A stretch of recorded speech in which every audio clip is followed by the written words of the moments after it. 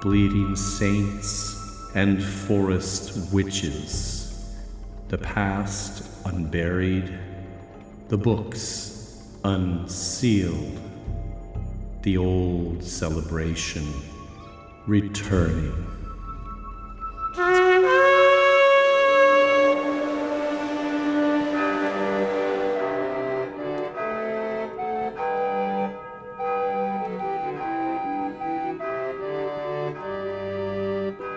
Hello, and welcome to my study and to our annual Christmas ghost story episode featuring a tale which will be read by Mrs. Carswell.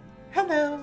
We initiated this tradition back in 2018, inspired by the old world custom of sharing Christmas Eve ghost stories, one which experienced a particular heyday in Victorian and Edwardian England, but which seems to be making something of a comeback lately on both sides of the Atlantic. And if you want more, just scroll through our archives for the other four. Yes, and we'll be skipping most of the show formalities tonight as we're in holiday mode. We've got a fire going, and I've been baking my honey spice cookies. Yes, and they're quite good. With honey from the August harvest.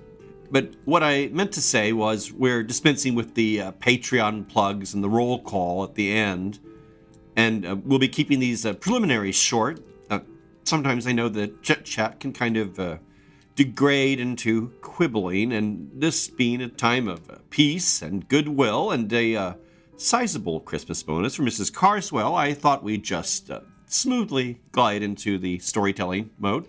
Well, I do appreciate the bonus, but you don't make it sound like I know. Sorry. I'm really not a quibbler. Not by nature. It was a joke. Just in certain situations. Do you want to just start recording again? I can leave out that comment. You make it sound like you're buying me off, giving me money not to start an argument. Well, what would we be arguing about? I suppose it would be... About which of us is likely to start the quibbling? Yes. It is, so we agree. No need to argue. I'm not sure what we just agreed on. But we can call a Christmas truce. Neither of us won. I'm still not sure what the sides were, but I agree just because I feel agreeable tonight. I do too. Thanks in no small part to the convivial setting, the roaring fire, the brandy, which reminds me. Oh my. And I suggest that our listeners make themselves likewise comfortable. Pour yourself a bit more of whatever's on hand. Cuddle up near the fireplace or by whatever might be in flames. And listen to Mrs. Carswell's reading of A Christmas Ghost Story by the British writer Alfred McLeland Burridge, usually called A.M. Burridge, one published in 1931 in his collection, Someone in the Room. Smee by A.M. Burridge.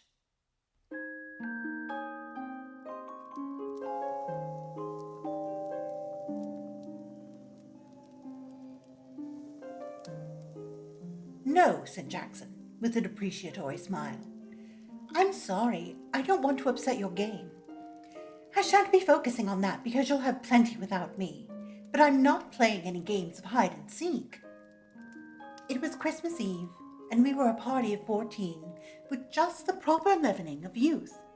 We had dined well, it was the season for childish games, and we were all in the mood for playing them. All, that is, except Jackson.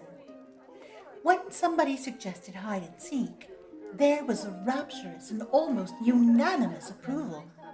His was the only dissident voice. It was not like Jackson to spoil sport or refuse to do as others wanted. Somebody asked him if he were feeling seedy. No, he answered, I feel perfectly fit, thanks. But, he added with a smile, which softened without retracting the flat refusal, I'm not playing hide and seek.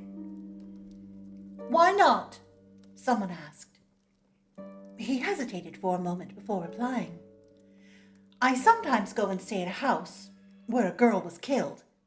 She was playing hide and seek in the dark. She didn't know the house very well. There was a door that led to the servants' staircase. When she was chased, she thought the door led to a bedroom. She opened the door and jumped and landed at the bottom of the stairs. She broke her neck, of course. We all looked serious. Mrs. Fernley said, "How terrible! And were you there when it happened?" Jackson shook his head sadly. "No," he said, "but I was there when something happened. Something worse." "What could be worse than that?" "This was," said Jackson. He hesitated for a moment, and then he said, "I wonder if any of you have played a game called Smee. It's much better than hide and seek. The name comes from It's Me, of course. Perhaps you'd like to play it instead of hide and seek. Let me tell you the rules of the game." Every player was given a sheet of paper. All the sheets except one are blank. On the last sheet of paper is written Smee. Nobody knows who Smee is except Smee himself or herself. You turn out the lights, and Smee goes quietly out of the room and hides. After a time, the others go off to search for Smee, but of course they don't know who they are looking for. When one player meets another, he challenges him by saying, "Smee." The other player answers, "Smee," and they continue searching. But the real Smee doesn't answer when someone challenges. The second player sits quietly beside him. Presently, they will be discovered by a third player. He will challenge and receive no answer, and he will join the first two. This goes on until all the players are in the same place. The last one to find Smee has to play a forfeit. It's a good, noisy, amusing game. In a big house, it often takes a long time for everyone to find Smee. Perhaps you'd like to try. I'll happily play my forfeit and sit here by the fire while you play. "It sounds a good game," I remarked. "Have you played it too, Jackson?" "Yes," he answered. "I played it in the house that I was telling you about." "And she was there? The girl who broke?" No, said someone else. "He told us he wasn't there when she broke her neck." Jackson thought for a moment. "I don't know if she was there or not. I'm afraid she was. I know that there were 13 of us playing the game, and there were only 12 people in the house, and I didn't know the dead girl's name. When I heard that whispered name in the dark, it didn't worry me, but I tell you, I'm never going to play that kind of game again. It made me quite nervous for a long time. I prefer to play my forfeit at once." We all stared at him. His words did not make sense at all. Tim Voos was the kindest man in all the world. He smiled at us. "This sounds like an interesting story," he said. "Come on, Jackson. You can tell it to us instead of playing a forfeit." "Very well," said Jackson, and here is his story. Have you met the Sangstons? They're cousins of mine and they live in Surrey. 5 years ago, they invited me to go and spend Christmas with them. It was an old house with lots of unnecessary passages and staircases. A stranger could get lost in it quite easily. Well, I went down for that Christmas. Violet Sangston promised me that I knew most of the other guests. Unfortunately, I couldn't get away from my job until Christmas Eve. All the other guests had arrived there the previous day. I was the last to arrive, and I was only just in time for dinner. I said hello to everyone I knew, and Violet Sangston introduced me to the people I didn't know. Then it was time to go into dinner. That is perhaps why I didn't hear the name of a tall, dark-haired, handsome girl whom I hadn't met before. Everyone was in rather a hurry, and I'm always bad at catching people's names. She looked cold and clever. She didn't look at all friendly, but she looked interesting, and I wondered who she was. I didn't ask because I was sure that someone would speak to her by name during the meal. Unluckily, however, I was a long way from her at the table. I was sitting next to Mrs. Gorman, and as usual, Mrs. Gorman was being very bright and amusing. Her conversation is always worth listening to, and I completely forgot to ask the name of the dark, proud girl. There were 12 of us, including the Sangstons themselves. We were all young, or trying to be young. Jack and Violet Sangston were the oldest, and their 17-year-old son Reggie was the youngest. It was Reggie who suggested Smee when the talk turned to games. He told us the rules of the game, just as I described them to you.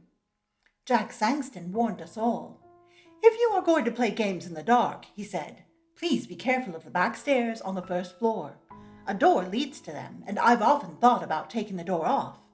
In the dark, a stranger to the house could think they were walking into a room. A girl really did break her neck on those stairs." I asked how it happened. "It was about 10 years ago before we came here. There was a party and they were playing hide and seek. This girl was looking for somewhere to hide. She heard somebody coming and ran along the passage to get away. She opened the door thinking it led to a bedroom, and she planned to hide in there until the seeker had gone. Unfortunately, it was a door that led to the back stairs. She fell straight down to the bottom of the stairs. She was dead when they picked her up." We all promised to be careful. Mrs. Gorman even made a little joke about living to be 90. You see, none of us had known the poor girl, and we did not want to feel sad on Christmas Eve.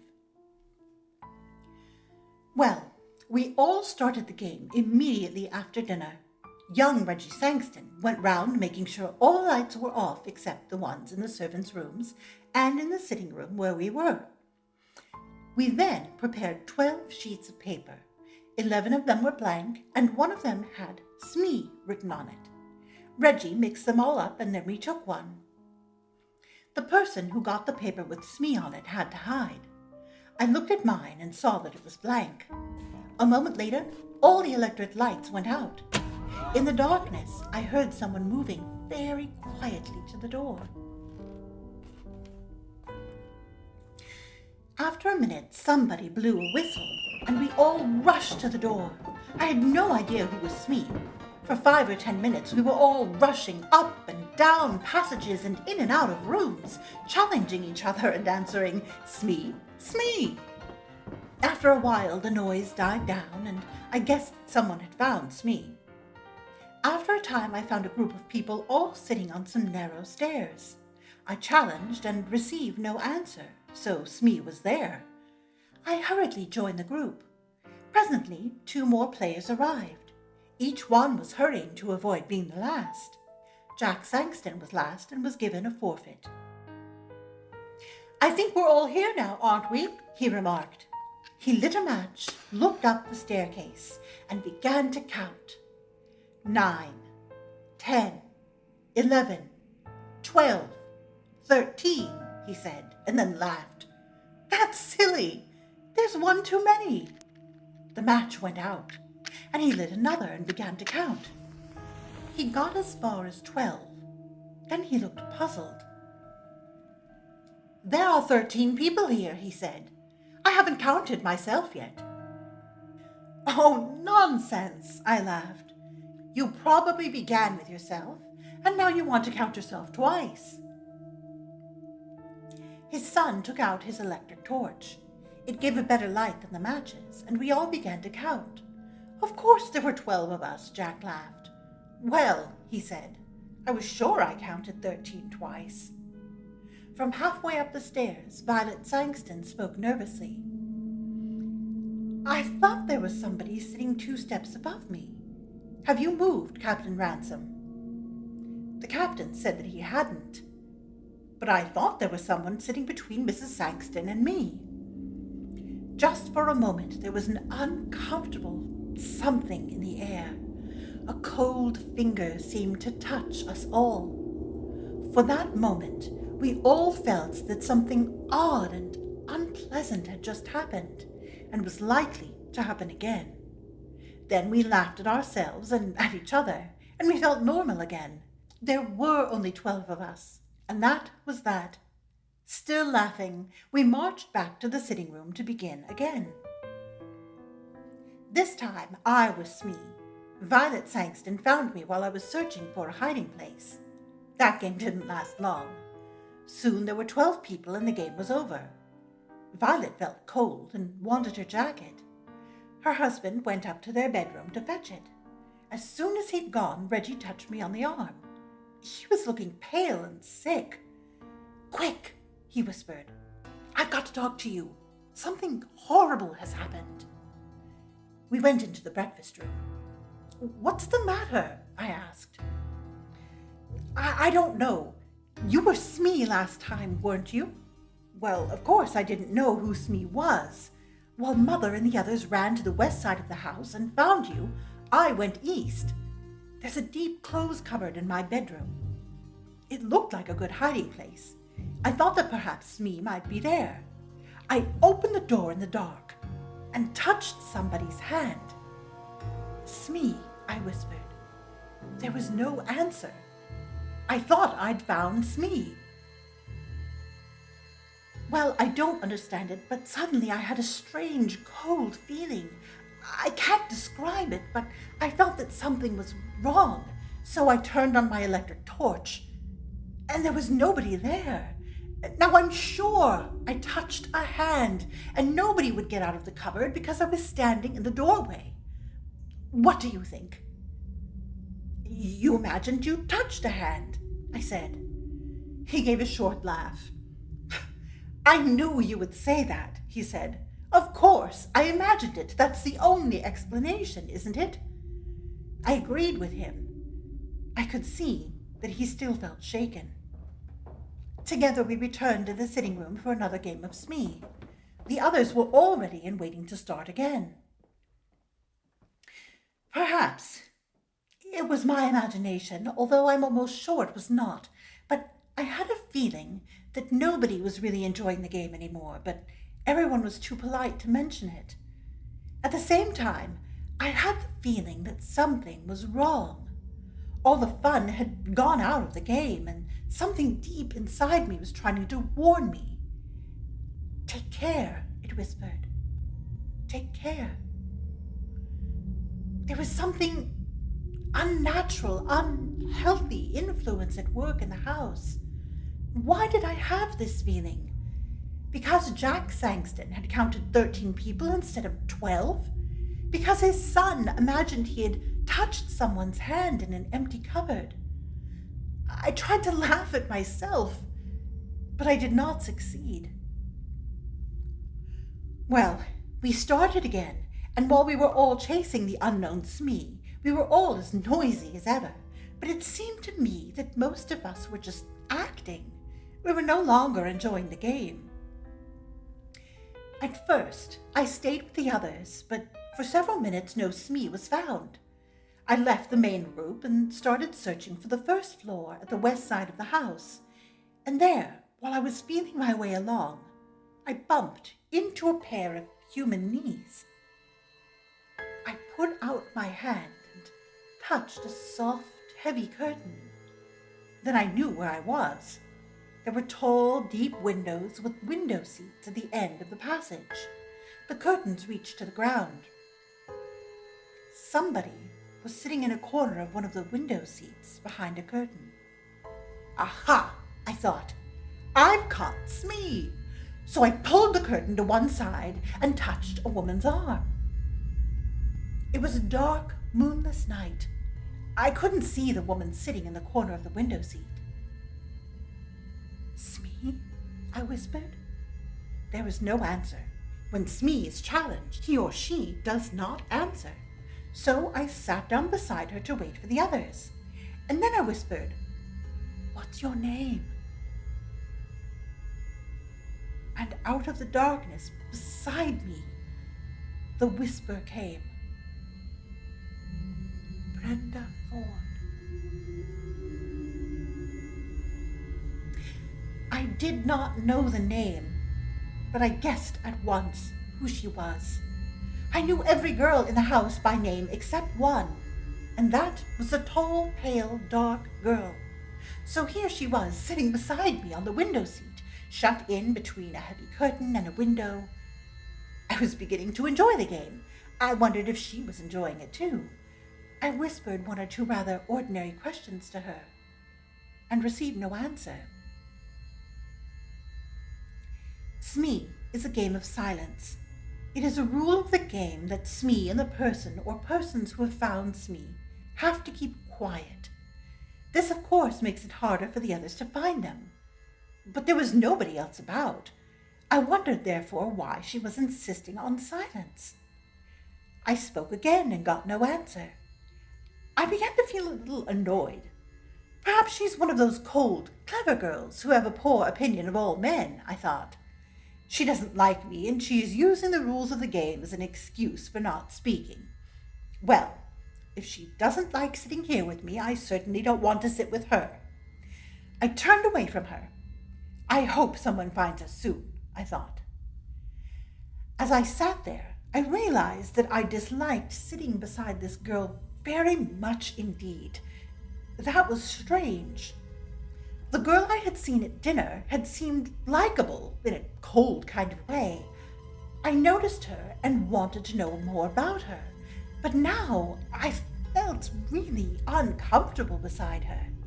The feeling of something wrong, something unnatural was growing. I remembered touching her arm and I trembled with horror. I wanted to jump up and run away. I prayed that someone else would come along soon.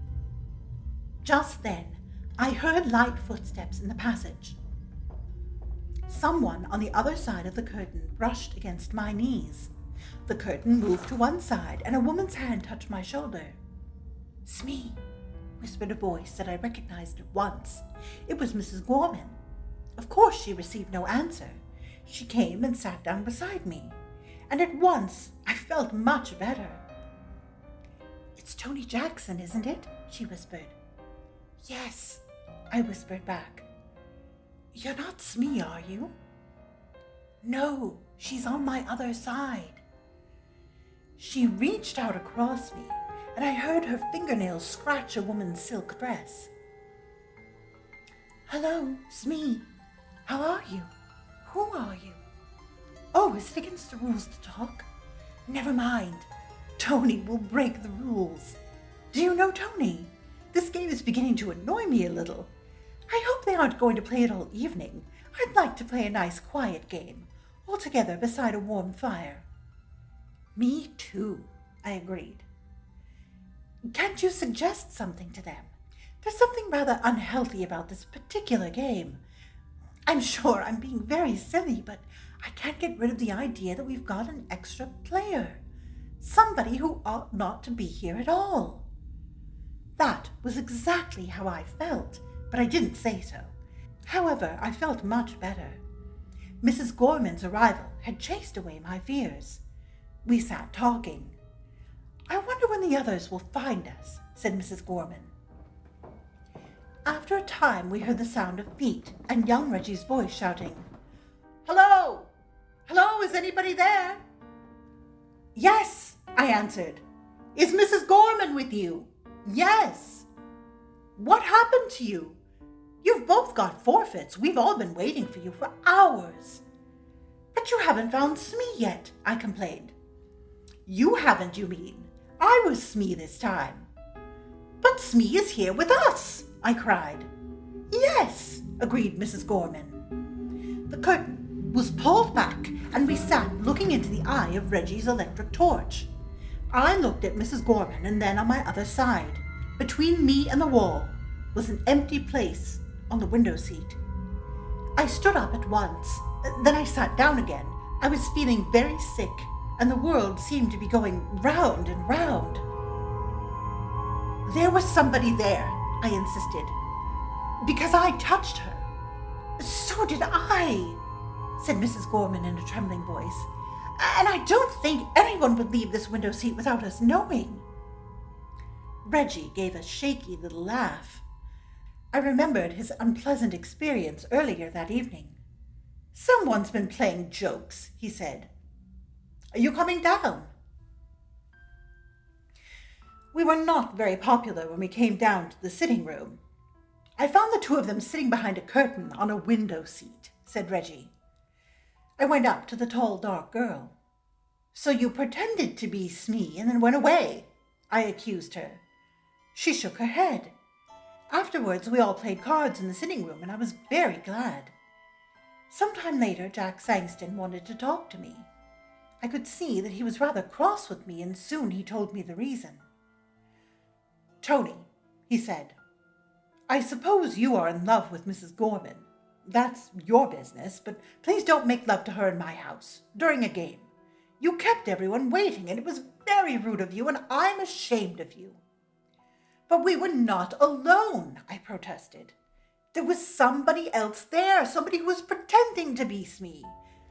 I believe it was that tall, dark girl, Miss Ford. She whispered her name to me. Of course, she refused to admit it afterwards." Jack Sangston stared at me. "Miss who?" he breathed. "Brenda Ford," she said. Jack put a hand on my shoulder.